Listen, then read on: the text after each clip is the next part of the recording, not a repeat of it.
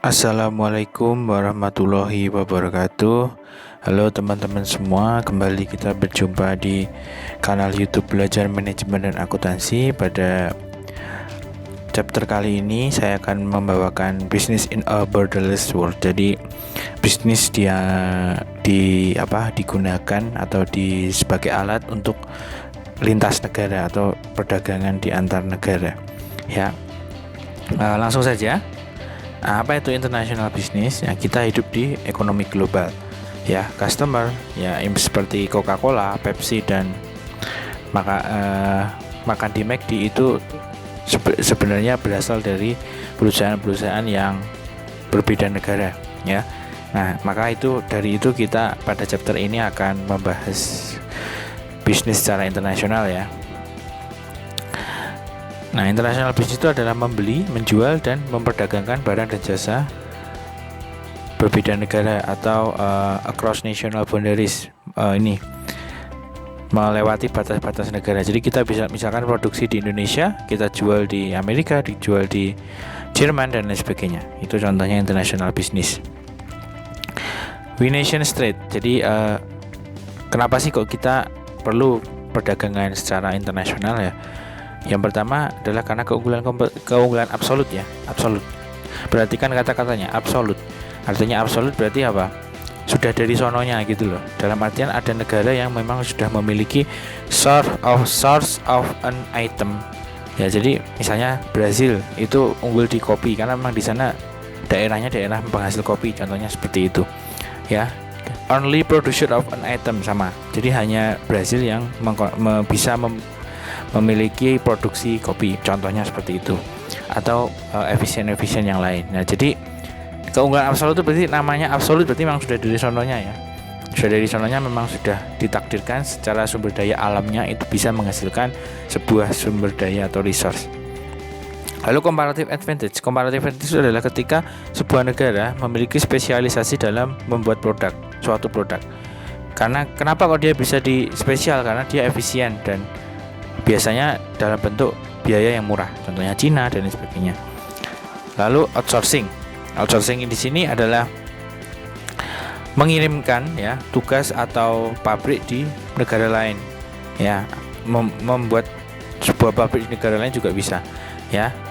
Dimana? Kenapa kok begitu? Karena dimana di sana lebih murah, labor and supplies-nya lebih murah, ya. Jadi itu salah satu bentuk outsourcing-nya. Exporting. Nah, exporting adalah sale of goods and service to foreign markets. Jadi menjual barang, ya, dan jasa ke luar negeri, ya. Obtaining needed goods and service and the funds to pay for them requires international trade through exporting and importing.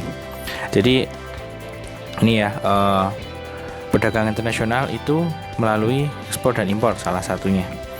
Impor gimana? Impor berarti kita membeli, bukan menjual. Kalau tadi kata-katanya apa? Sale, ya. Sekarang purchase, artinya kita membeli barang dan jasa dari luar negeri.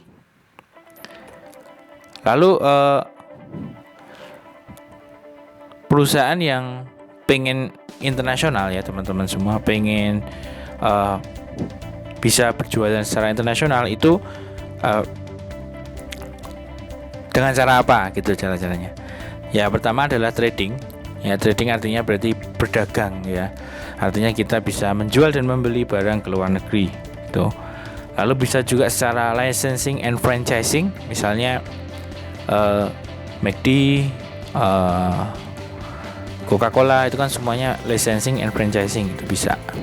Ya, franchise berarti jadi franchise itu misalkan saya punya merek nih minuman, namanya minuman enak gitu, ya, minuman enak.